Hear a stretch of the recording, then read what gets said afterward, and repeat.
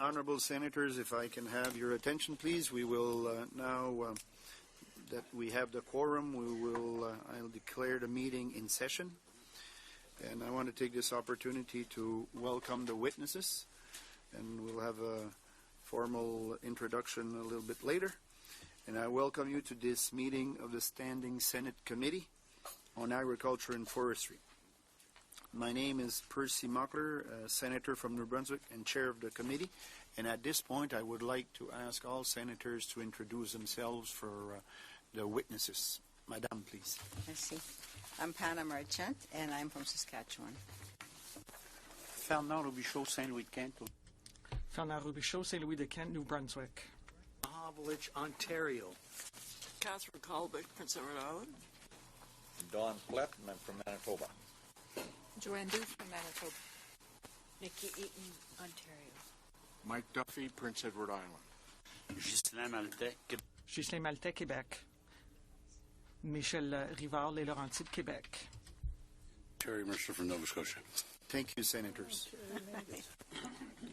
Comme vous le savez, as you know, the Senate Committee has an order of reference, and it is that the Standing Senate Committee on Agriculture and Forestry be authorized to examine and report on research and innovation efforts in the agricultural sector. In particular, the committee shall be authorized to examine new markets domestically and internationally. As part of our order of reference, improving food diversity and security. The committee witnesses is continuing its study on research and innovation efforts in the agricultural sector. And today we will have, Honourable Senators, two panels. And the first panel, we will be focusing on nanotechnology and the challenges related to applied research in agriculture with nanotechnology. The focus of our second panel will be market opportunities for renewable energy and their impact on innovation of agriculture in agriculture. Honourable Senators, we do have two witnesses, and before introducing the two witnesses officially, I want to take this opportunity to say thank you to the witnesses for accepting our invitation and to share with us your opinions, recommendations, and also your vision of the next step in agriculture. So we do have Madame Maria de Rosa, Professeur Agréé, Chimie. Associate Professor in Chemistry, Carleton University. We also have Dr.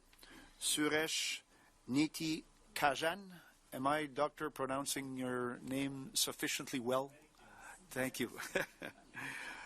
Who is in Bio-Nano Lab, the University of Guelph.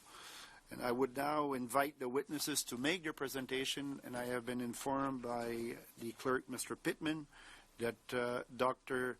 Neethirajan will make the first presentation to be followed by Dr. De Rosa. So, Dr.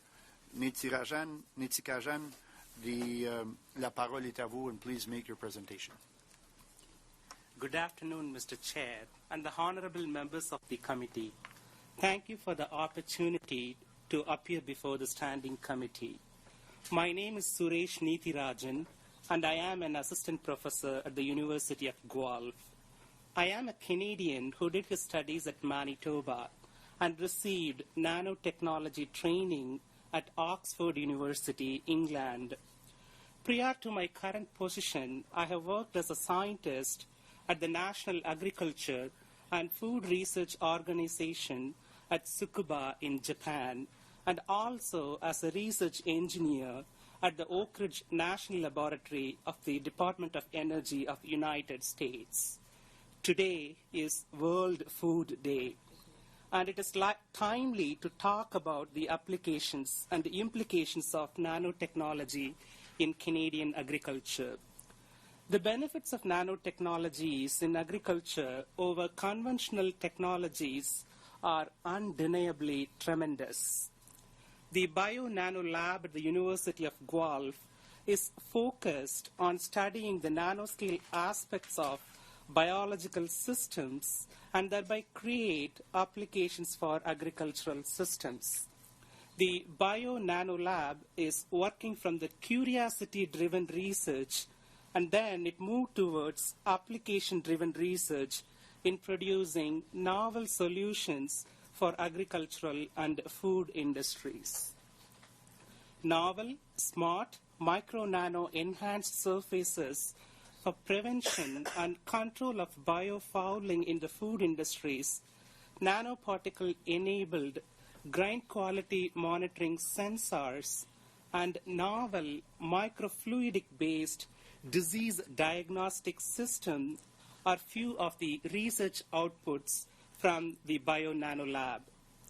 I would like to focus on three major challenges today, namely the government funding, risk governance, and the public acceptance of nanotechnology as the challenges related to applied research in agriculture.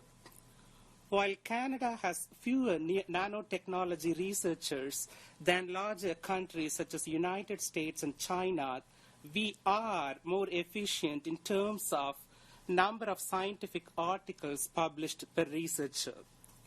The cancellation of funding programs such as Research Tools and Instruments program and the major resources support by NSERC at the federal level and the Ontario Research Fund Research Excellence program at the provincial level are serious blows, as it will significantly stall the research program progress in the nanotechnology domain and will impede the capacity to innovate. This is the time to move forward by providing opportunities to encourage researchers to maintain the momentum. Research takes longer time, and to move from an idea to an innovation to a product requires sustained funding. Uncertainty in intellectual property rights and regulation is another challenge. Continued investment in basic and applied research from the government is essential. Some of our industrial collaborators are willing to provide in-kind contribution, but no cash contribution towards supporting our projects. Moreover, big industries, especially in the agriculture and food sector, are not willing to openly collaborate if they see the word nano in the project proposal, mainly due to possible reputation risks. We have obtained a United States patent for a nanoparticle sensor for food quality monitoring. The challenge we face is to move this invention into a realizable commercial product. From my perspective, most Canadian industries are predominantly supporting technology push rather than market pull innovation. In reality, Canadian farmers are just relying on temperature-based thermocouple cable to monitor the grain quality. This is a very poor quality management strategy because a grain kernel is a poor conductor of temperature. Our sensing system uses carbon dioxide, odor volatile molecules, and other related biomarkers to efficiently monitor the quality of the stored grain system, which is built based on nanoparticles and nanomaterials. Although there is a huge market demand for this nanoparticle-based quality monitoring system, the Canadian business environment seems to be more technology-driven. One should remind and acknowledge that there are deficiencies in the current nanotechnology-related regulations, and a huge knowledge gap exists in terms of the public awareness and information on the impact of nanotechnology on agriculture and food packaging. It would be advisable for the government and for the regulatory body to take a proactive approach to avoid any unpredictable health hazard by creating suitable regulations specific to nano products. These guidelines are indeed essential as they will aid in sustaining the growth of agriculture industry in the longer term and will help to avoid any health hazards. They will also change and influence the tangent of nanotechnology research towards safety and toxicology. Industries will be compelled to use clear labeling for ingredients present in the form of nanoparticles. Agricultural chemical companies and food manufacturing industries might be obligated to conduct risk assessment before releasing the product into the market. As such, there are no standard protocols for testing the toxicology effects of nanomaterials. Further research into human exposure to nanomaterials and their toxicology and biokinetics will add more challenges to the research domain. Although the government regulations sound like contradictions to the nanotechnology-based innovation, it will rather be a driving force for promoting nanotechnology in the field of agriculture. There is also no consensus among the nanotechnology researchers regarding the definition of the term nano, and more particularly the size as well. Although 1 to 200 nanometer range is commonly accepted as a nanoparticle, 150 nanometer and above may not have as serious implications in terms of health risks.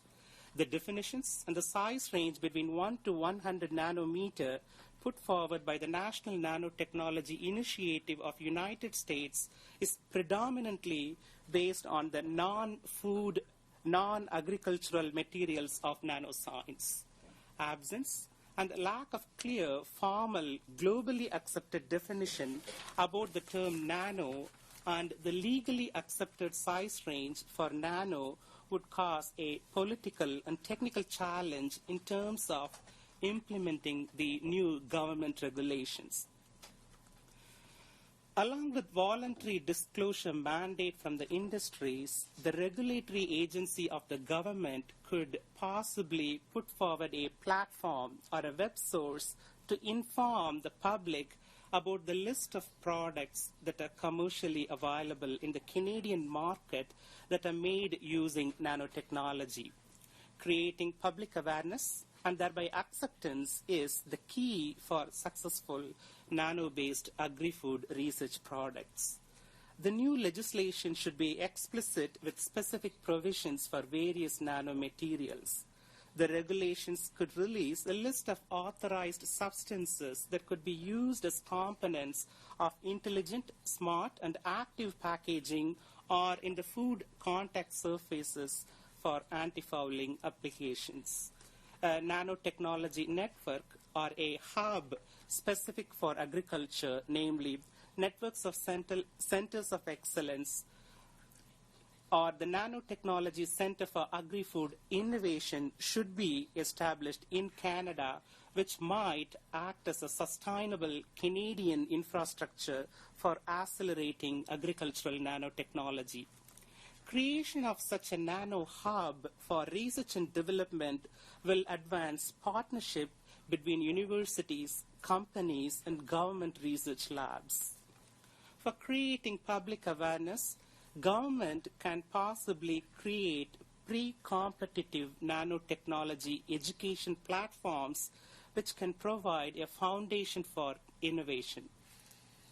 Public participation in all stages of the research and innovation process is essential for addressing the societal dimensions of the nanotechnology adoption.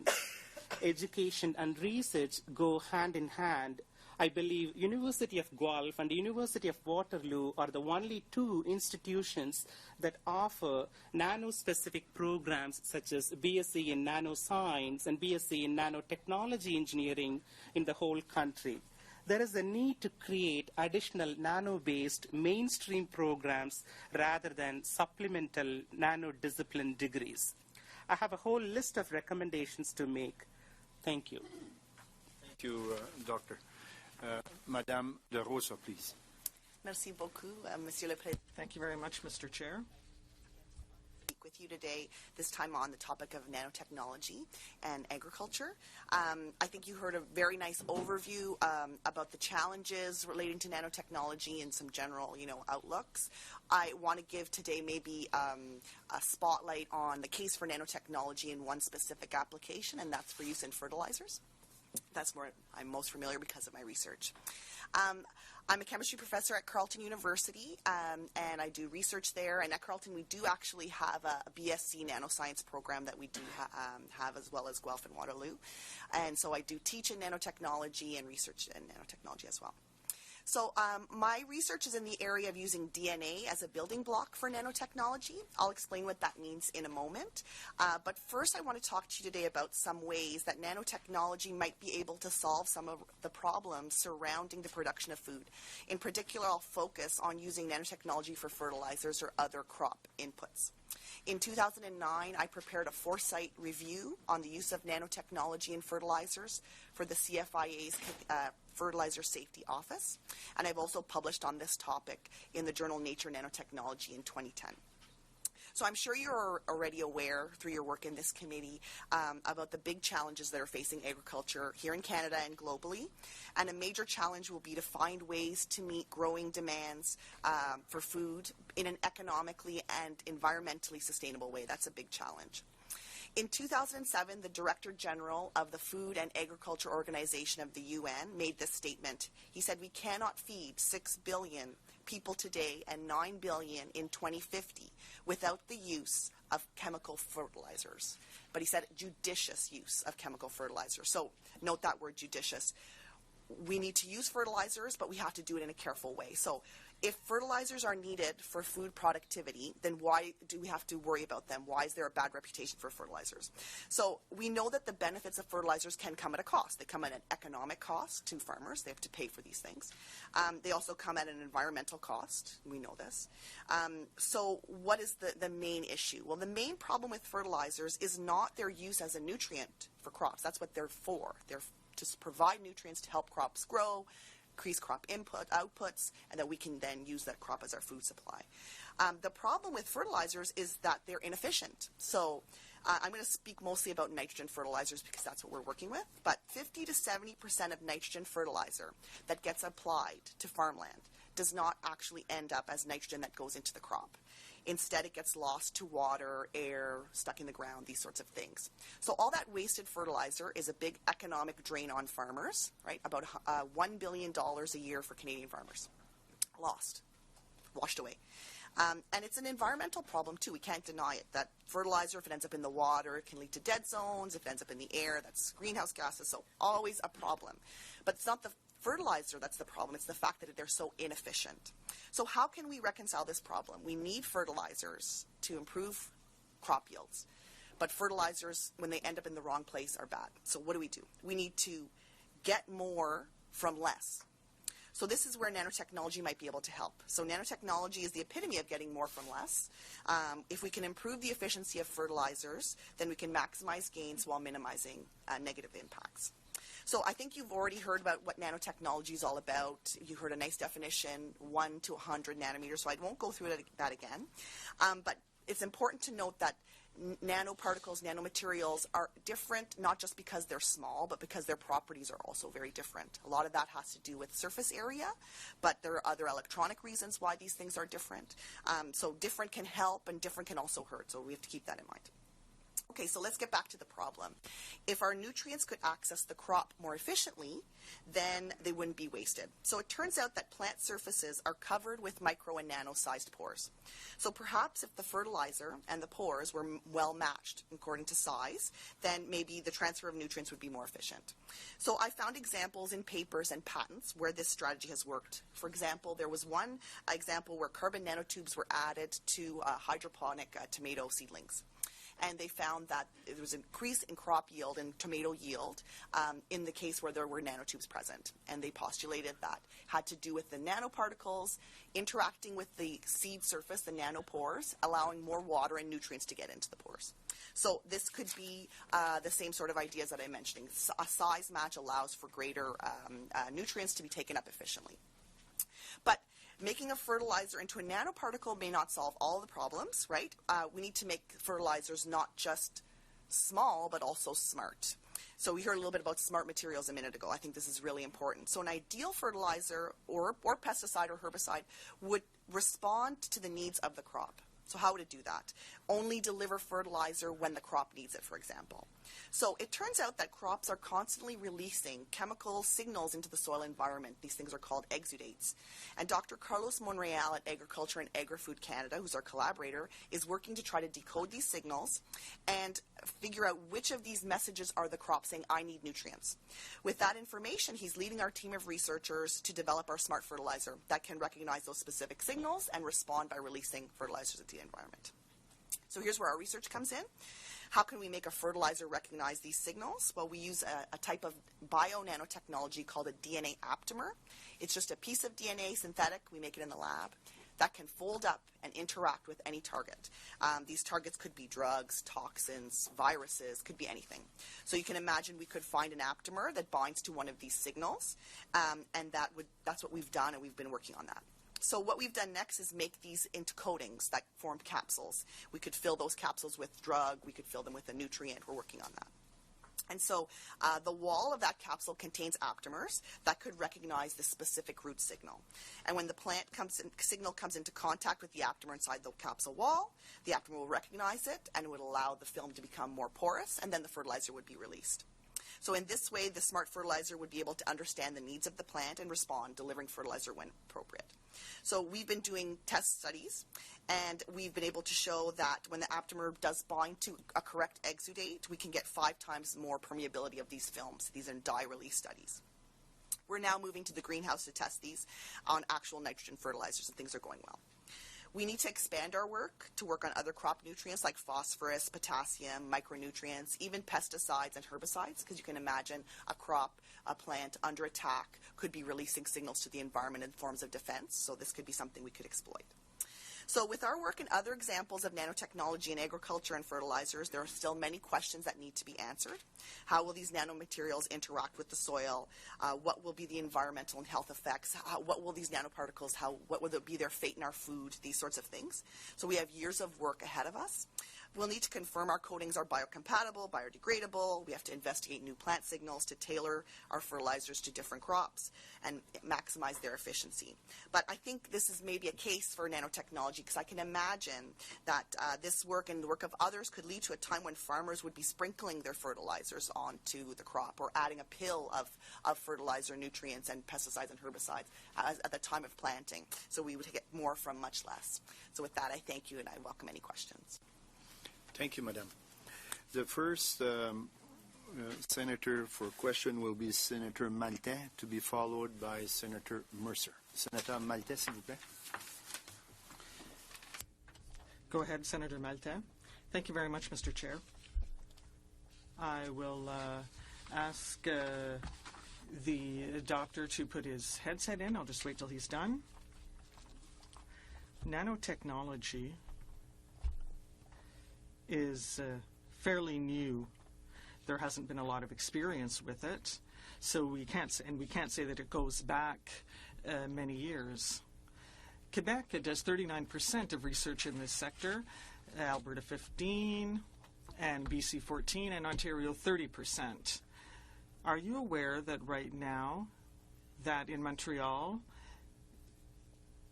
there's a Canadian Industry Association being created of nanotechnology, and it has an agricultural sector. So there's also the University of Sherbrooke, which is involved in agricultural nanotechnology, along with the CEGEP of Thetford Mines, and the McGill University, as well as the Université de Montréal, have a number of specialists who are looking at nanotechnology as a whole, but there's also an agricultural sector there as well. Ms. DeRosa, you talked a lot about fertilizers, and obviously that is very important because fertilizers are very important for fruit and vegetables. But I didn't hear you say anything about the benefits of nanotechnology in the traceability and conservation of food. The the possibility of detecting bacteria, for example. And I think that that is a science that is going to be very interesting for all Canadians, especially consumers, because apparently it allows for instantaneous detection without having to produce reports over 3 or 4 years to find out whether the meat or the potatoes are good or not. So this is an extraordinary science that is going forward thanks to researchers such as yourselves. And once that we are able to apply that, well, I mean, I'll come back with more questions later, but I'd like to hear what you have to say on what I have just spoken about. Completely. It's a Canadian-wide effort, worldwide effort, nanotechnology, and I think Canada is a leader in terms of the research that's going on in our institutions, so we can be proud of that. Your point about going towards maybe food safety applications, it sounds like, right? Is the meat good or not, right? This is very important, and I think we're both doing this sort of research, and many people around Canada are also doing this research. And I think it speaks to the same sorts of issues that, same sorts of challenges, but you're right, there could be more of a direct impact with consumers, right? If you say you're working on a nanotechnology that's going to improve fertilizer efficiency, that may not resonate with most Canadians, except maybe farmers. But if you say you're going to make sure that we don't have to have another food recall for E. coli because your nanosensor will detect E. coli 157H7 at very low levels early on, then most Canadians will sort of appreciate that. So I think you're right, but I think these efforts are ongoing and also in parallel with the sorts of things that we're doing. Les chercheurs et les universitaires. Researchers and university academics with whom I've met and had discussions have raised certain important points, and I would like to know whether they coincide with yours. In particular, and I'm sure you'll agree with this, they are calling for more funding in R&D, and I've never heard of any researcher who didn't want that. So is that a problem? I'd like a brief response, please, because I think it is a problem. Well, that's what they all told me anyway. Yes, I think it is a problem. I think that there is less research money to go around. We understand that as researchers, but there should be maybe some directed funding for these sorts of maybe high risk but high benefit applications. This is one issue that I think maybe we both agree on. I'm not sure that with nanotechnology type research, some of this stuff does sound like science fiction at first, right? So when I first pitched some of these ideas with Dr. Monreal, people think this is unbelievable that you would be able to do something like that. It's very difficult to find funding for these sorts of really out there ideas, but these are the ones that could be transformative. So I think it is a problem, the lack of research funding, but maybe more directed kind of high impact type funding would be really valuable. Dr. Neethirajan. Senator, the Dr. Neethirajan would like to respond as well. Discussion part. Yes, I'm aware of the Sherbrooke University, also the Chemical Engineering Department at University of Laval, Bioresource Engineering Department, few fellow colleague faculty members at McGill University are my collaborators. We often meet in conferences and talk about various nanotechnology-related projects. If we take Guelph is basically a hub for food-related research in the whole Canada. There are about 55 key scientists working in 3 different major institutions: Agriculture and Agri-Food Canada, Guelph Food Technology Centre, University of Guelph Food Engineering and Department of Food Science, detecting bacteria.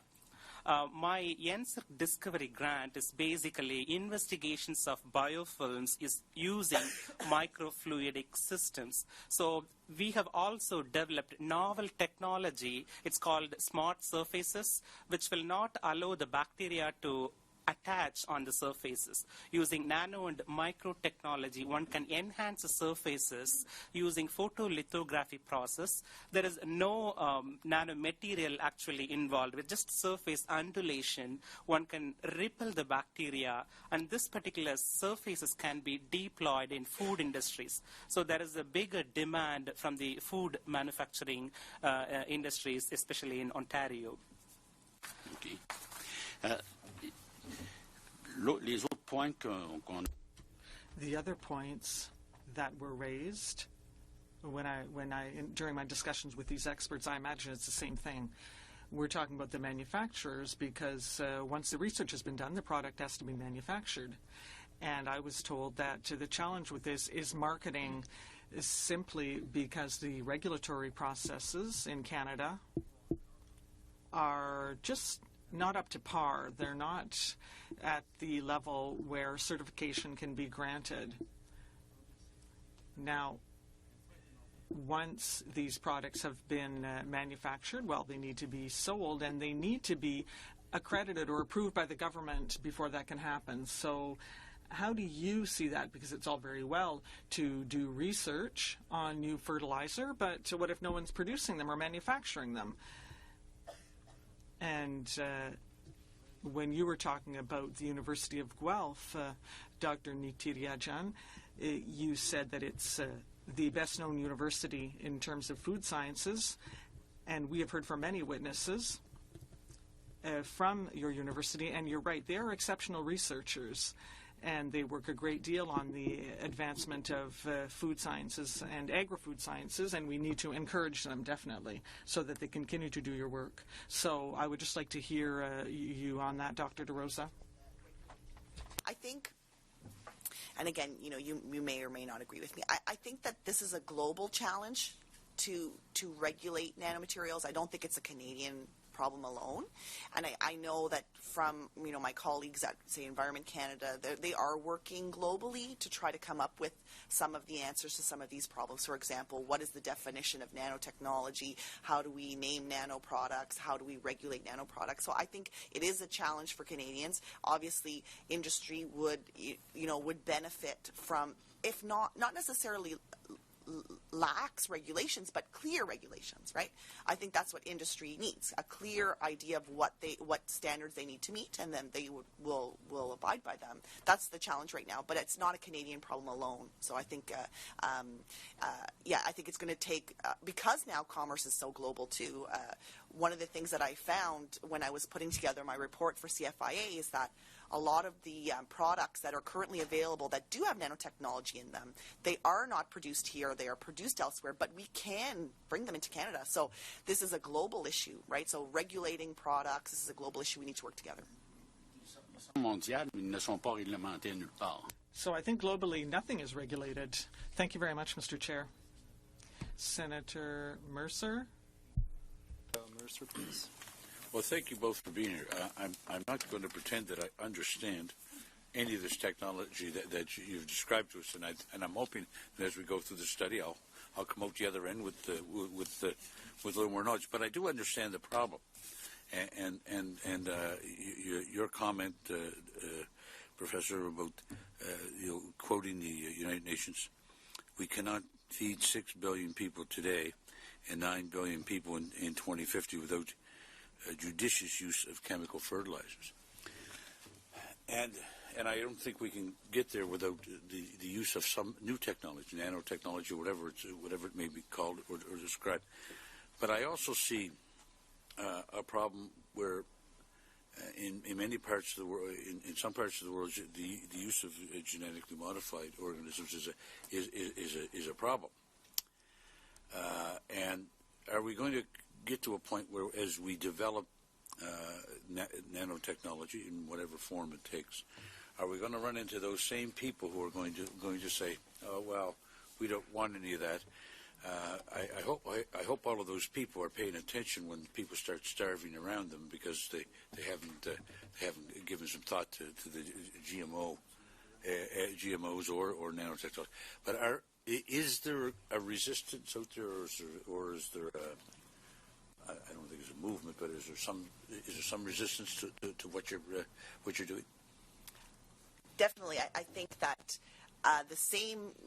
similar groups who are against GMOs are also have the same sort of hesitation when it comes to nanotechnology. And one thing that nanotechnology researchers and also, even governments dealing with policy and these sorts of things, when we talk about nanotechnology, they use GMO as sort of an example, of how not to go with your technology, in the sense that it's important to at least, for the public, to show that you are on top of the technology, you are aware of the technology, you understand the technology, you are regulating the technology before the technology gets too advanced. Because I think there was maybe a little lag with GMO, and I'm not a GMO expert. And so the idea that nanotechnology will follow the same path, that the general public will reject nanotechnology because they don't think their government is on top of it, they're not paying attention, they're not taking it seriously.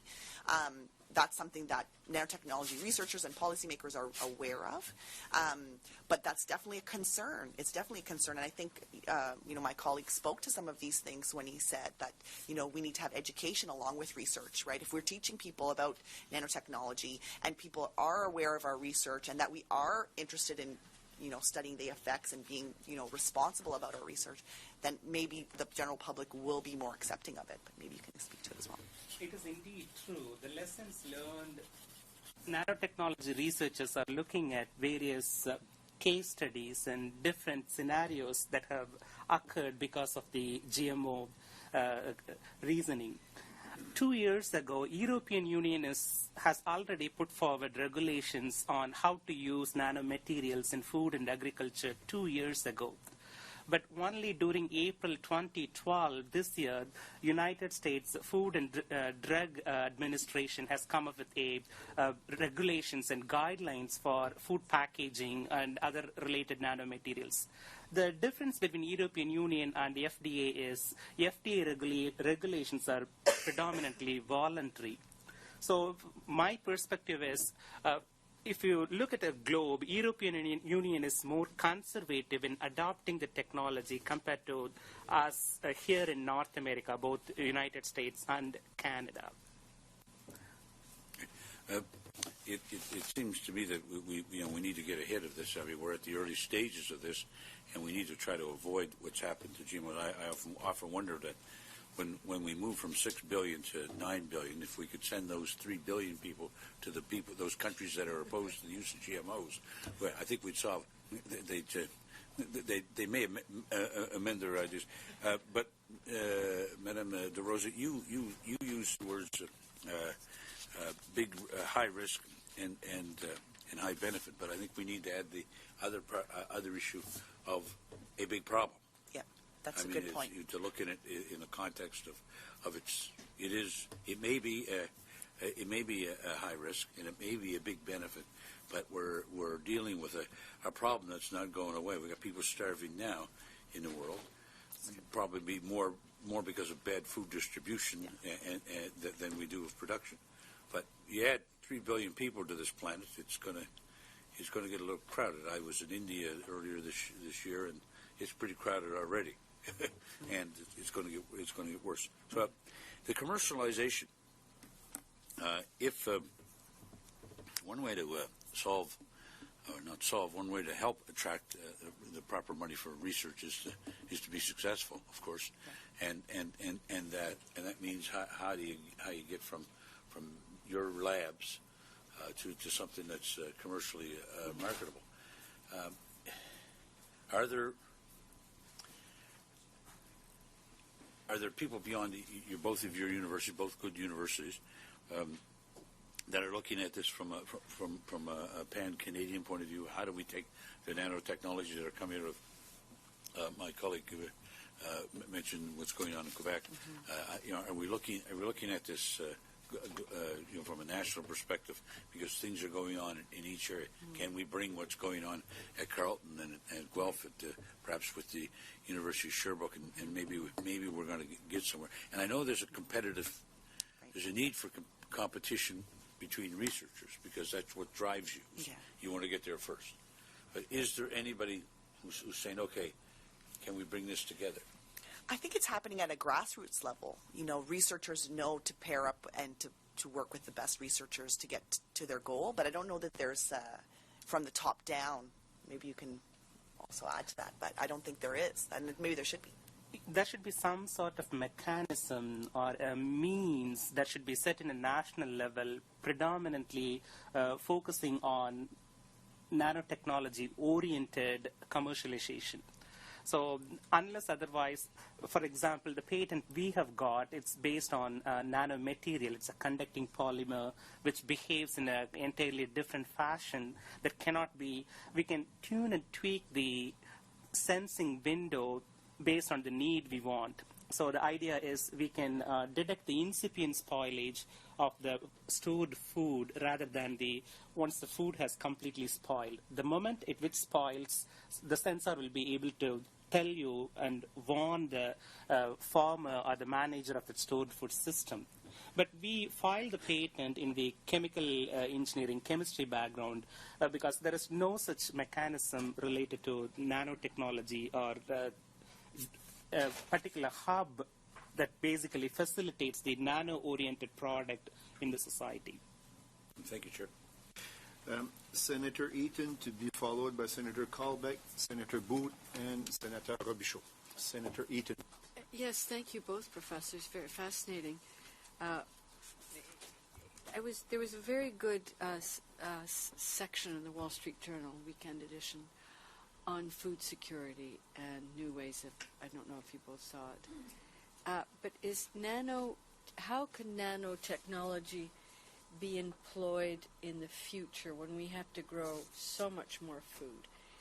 They talked about growing food, simply hanging roots in the air and spraying them, and the food would grow. So you wouldn't need pesticides or herbicides. You wouldn't need earth.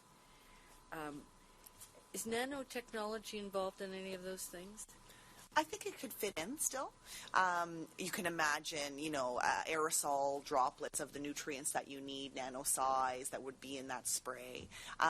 So I think, and probably nanotechnology would facilitate some of these kinds of ideas on how to grow food in very confined spaces with very limited resources. So I think it is still applicable, definitely. Do you in any of your research think about futuristic things, or are you really doing problems that come up day to day right now?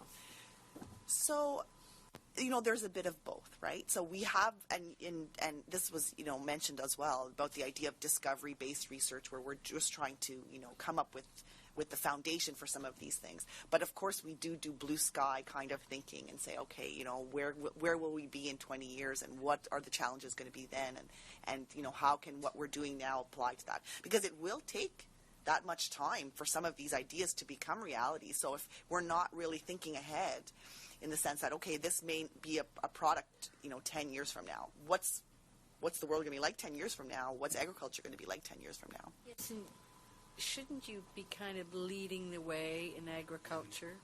I mean, isn't there always a lead time? You can't expect farmers who work so hard, sometimes with limited cash outlay, if you're not going to, you have to allow lead time. Sure. And education. Exactly. We always say that today's research is tomorrow's reality. There are two issues here. One is the food safety issue. So the food, instead of producing more food, if we can somehow, using nanotechnology, store the food for longer time, enhance the shelf life, then we can feed more people. The statistics says that whatever we grow, 50% is being lost during storage in China, India, and other developing nations. 50%. Here is about 9%, North America. So we are a well-developed country, but still 9% is really huge. So if we grow, instead of growing wheat kernel, if we can enhance the storage life of one particular wheat kernel, making every kernel count using nanotechnology, we can solve the food safety drastically. So we don't have to go and use more chemicals, more materials in producing more food and also using more land. Just by focusing on post-harvest storage losses, this address could be possibly solved. The second point, the question here is how you are doing research, whether you are looking in the near term or in the long term. We always focus on the long term. For example, I have a collaboration going on with a scientist at the Canadian Light Source at Saskatoon. The idea is we are looking at developing a handheld sensor imaging system. So we foresee that in another 10 years or 15 years, farmer can simply take that particular smartphone appearing device to the farm and just scan the crop. So the libraries of that particular device will automatically compare the chromosome makeup of those crop, and then based on the chromosomal aberrations and the energy makeup of those chromosomes, the device will immediately tell what is the condition of the crop. It's just like taking picture and an immediate result based on the image analysis program. Yes, so I was going to ask you that. So they'll be able eventually people will put it in their tractors or their smartphones, and just the way they can use GPSs, I guess it is. Madam Expert here, Booth, to tell how many seeds per acre. They'll be able to have those kind of apps, nanotechnology. Well, I think it's fascinating. I think you just have to go into schools and educate kids. I think you'll make your case. So that brings us another important issue, that as a national level, as a nation, as a country, we need to step forward to create, to recommend awareness or education awareness for the high school level. At the high school itself, we need to bring the nanotechnology awareness to the students, because it is not one particular program. It is a truly multidisciplinary field. It is a combination of mathematics, physics, chemistry, engineering, and all kind of biological sciences. So once we bring the high school level, then we can generate the future generation in a much more intelligent fashion. If you had, and there's other senators waiting to have their turn. If you had 3 priorities, not funding is not of interest to us. Sorry. If you had 3 priorities, what would they be? In terms of research, what would you want to do? I think we've touched on it a little bit, right? So in terms of for agriculture and nano, is that what you mean? Yeah. Well, definitely, I think for food safety applications, we need to work on that, definitely. And you have specific ones. Would you like to send us, would you like to put it on the record and send it to us? Sure. Your specific, something we might consider putting in the report. Definitely. Your specific recommendations. Right. Where the research in this sort of field really needs to go. How it could help either food diversity, traceability, or sustainability. Okay. Well, sustainability, I think some of the things we've already spoken about will really fit in there. Okay.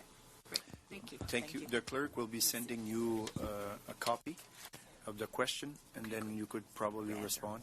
There was one supplement before we go to Senator Colbeck, and it's Senator Merchant. Merchant for yes, mine is very quick, but because food safety is front and center right now with the consumers.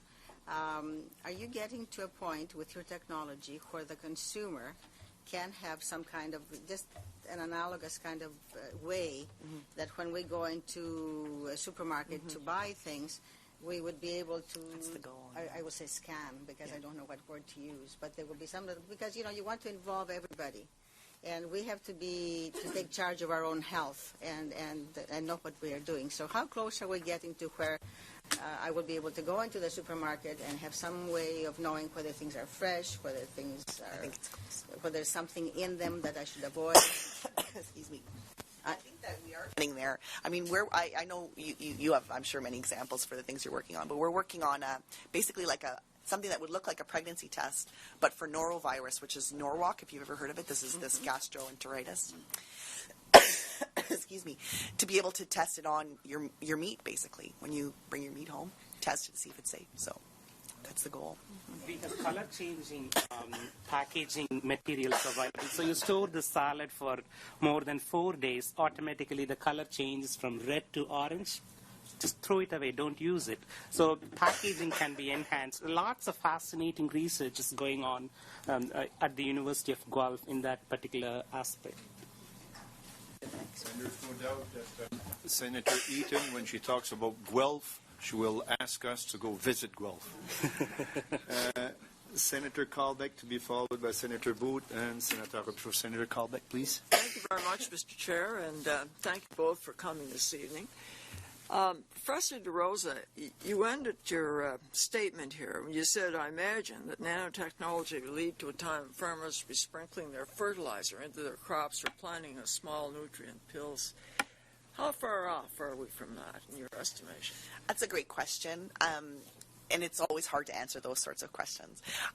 We started this 5 years ago from an idea, and now we're at the point where we're testing things in a greenhouse.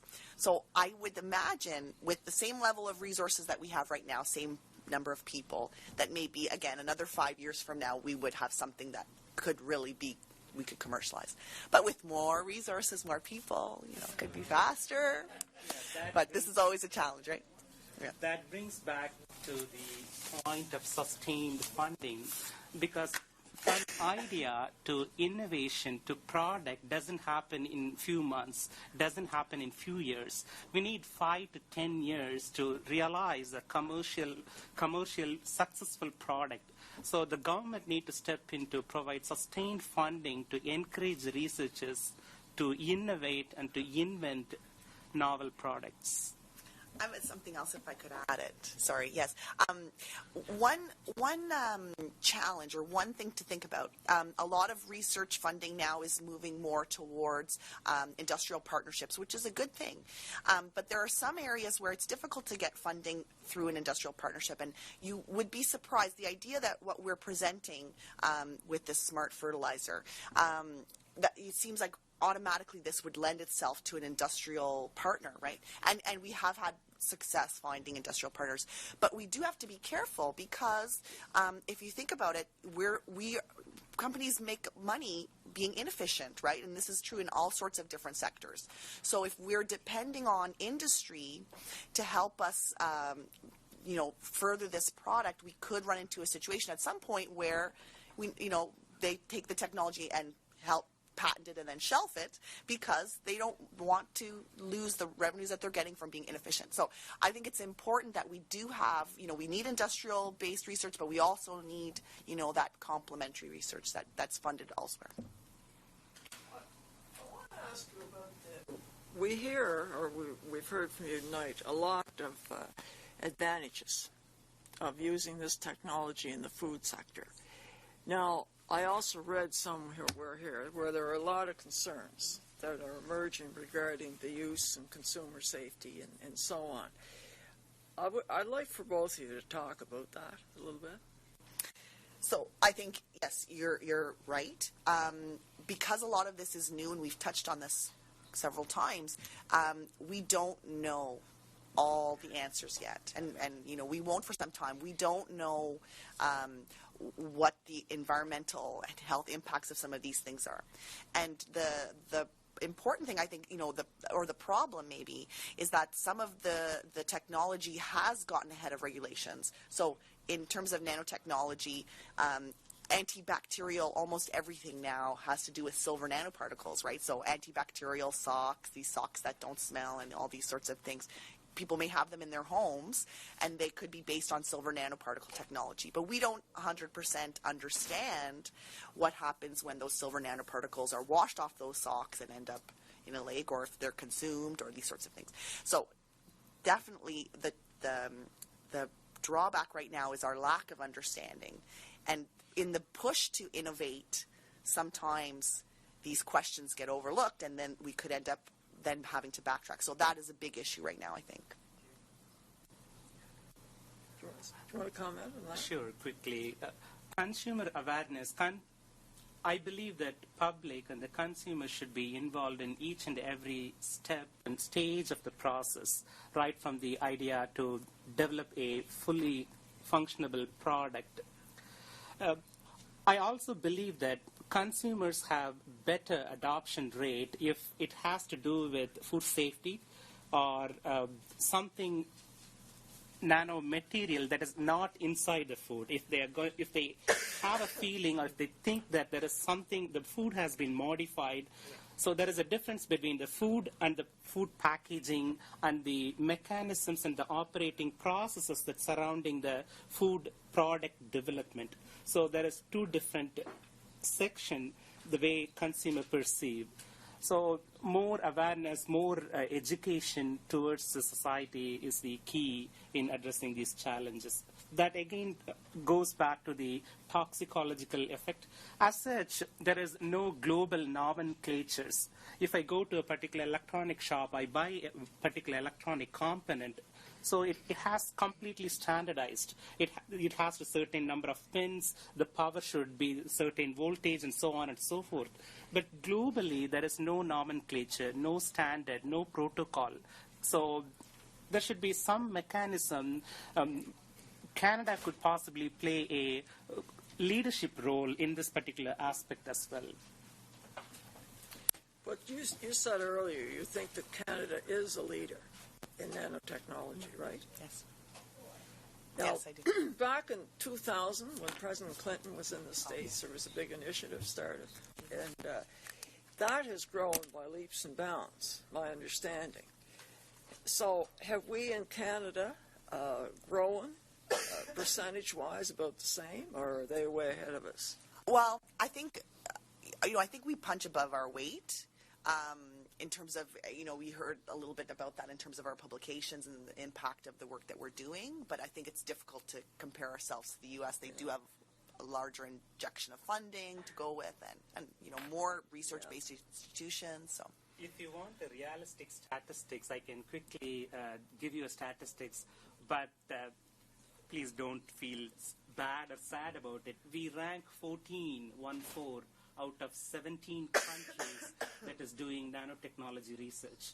So this study was done on a global level by taking into account GDP and the research product output. In terms of the productivity, number of publications, we rank really high.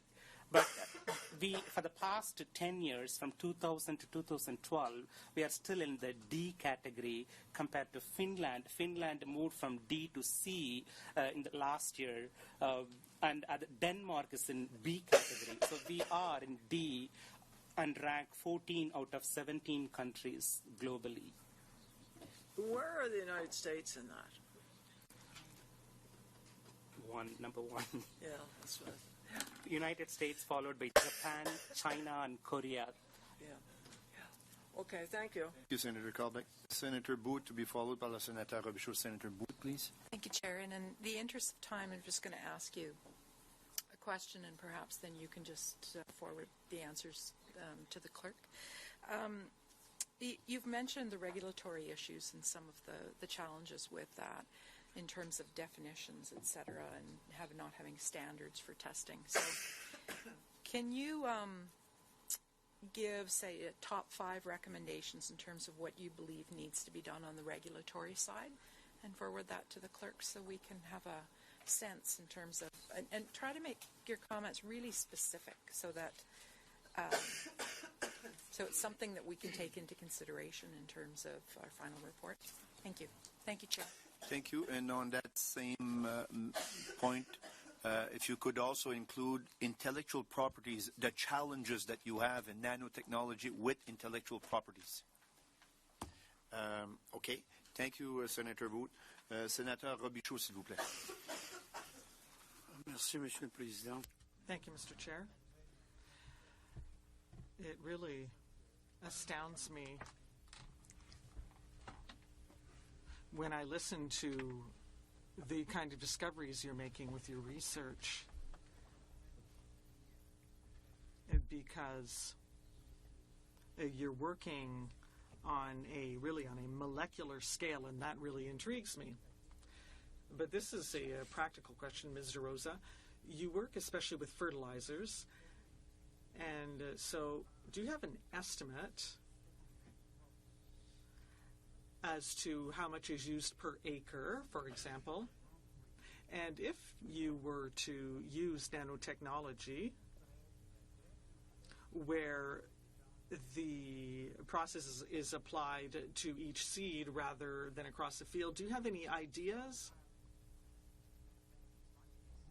Okay, so I don't have all the numbers here, but I mentioned that for nitrogen, for each nutrient, it's a bit different, right? But for nitrogen, what we're looking for is even a 20% improvement in the efficiency, because right now, like I said, 50 to 70% of the nitrogen is lost. Even a 20% increase in efficiency would save the farmer millions, and would improve crop outputs and these sorts of things. So in terms of like the amount per acre, these sorts of things, I don't have the numbers, but I can run that all for you and I can send it. Yeah, it's just that we're looking, as to see just how, what we can save, where we can be most effective, and it also has a bearing on the environment and our rivers and the fish and all of that stuff.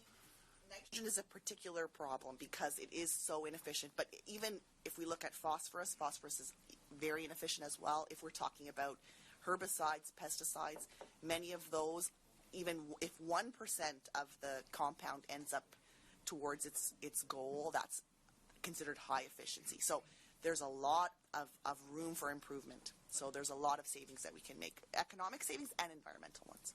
As long as we can produce that nanoparticle. This is it.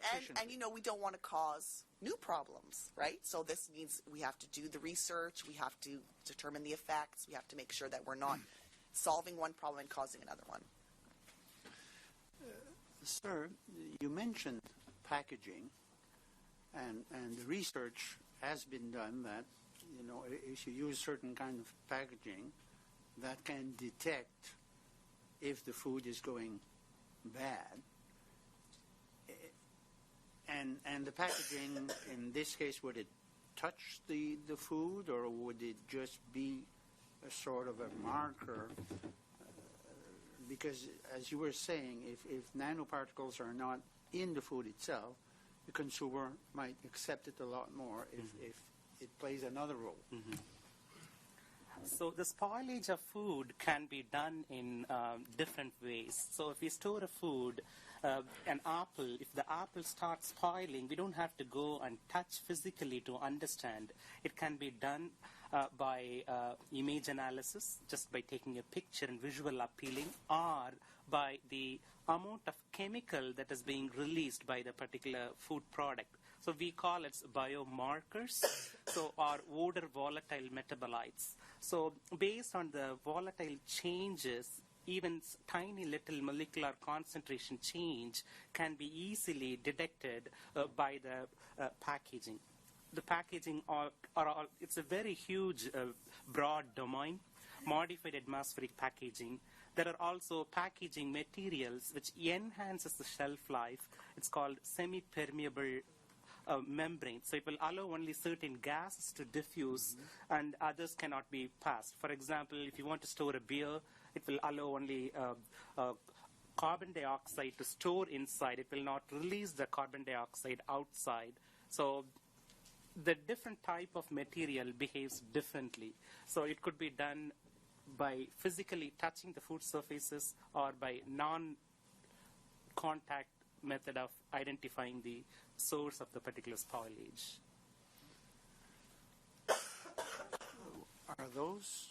Is that technology in packaging being used extensively in other parts of the world?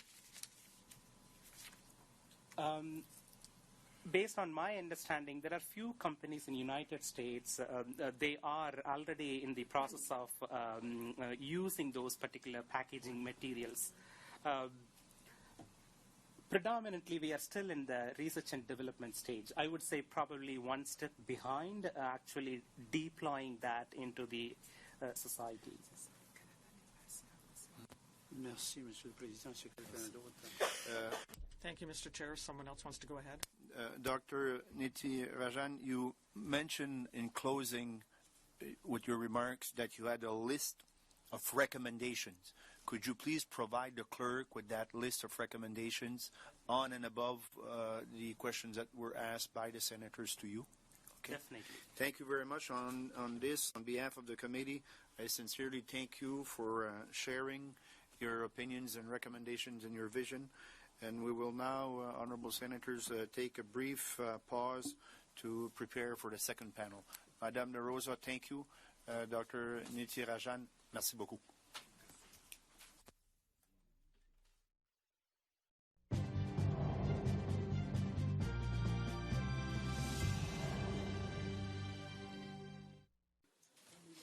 Honourable Senators, if you permit me, now we will recognize the second panel. And the second panel, Honourable Senators, is completed with starting from Henry Van Ankem, Chair of the Grain Farmers of Ontario, Monsieur Terry Daynard, Consultant Grain Farmers of Ontario, Scott Turlow, President of the Canadian Renewable Fuels Association, and also to complete, Monsieur Malcolm West, Vice President, Finance and Chief Financial Officer for Greenfield Ethanol. On this, I am being informed by the Mr. Pittman, the clerk of our committee, that Mr. Van Hankum will make the presentation, to be followed by Mr. Scott Turlow and also Mr. West. So on this, Mr. Van Ankem, please make your presentation, and thank you. Very good. Good evening, Honourable Senators. Thank you, Chair, and members of the committee for providing Grain Farmers of Ontario the opportunity to speak to you on one of the most important topics in agriculture, innovation. My name is Henry Van Ankem. I farm near Alma, Ontario, just north of Guelph, and I am the chairman of Grain Farmers of Ontario. Grain Farmers of Ontario represents the 28,000 corn, soybean, and wheat farmers from Windsor to Hawkesbury and as far north as Thunder Bay. Our members produce over 9 million tons of grain on over 5 million acres. Our production generates $3.3 billion in farm gate receipts, results in $6 billion in economic output, and over 50,000 Canadian jobs. In the Canadian context, Ontario is the largest agricultural province with $9.3 billion in sales. In grain production, we are the third largest producing province after Alberta and Saskatchewan. I have brought Terry Daynard with me, who has had a long and successful career in our industry, both as a professor at the University of Guelph and as the head of several agricultural organizations, the most notable being his tenure as the general manager of the Ontario Corn Producers Association for 19 years. Terry completed a literature review and study for our organization a year ago on the effects of biofuels and bioproducts on the environment, crop and food prices, and world hunger. Much of the information in the study is relevant to the discussion of innovation in agriculture, most specifically the crop innovations beyond food and how they will affect our ability to feed the world. There has been much recent discussion about whether ethanol production from corn is reasonable given the growing need for food worldwide. The world's population is projected to grow, albeit at a declining relative rate, to reach a projected peak of about 9 billion by the year 2050. With diets in many countries continuing to evolve to include more meat, the demand for food ingredients, especially grains and oilseeds, is projected to grow at a rate of at least 1% per year. The statistic we are all familiar with is the Food and Agriculture Organization of the United Nations projection that the world's food supplying capacity will have to increase by 70% between 2000 and 2050, which equates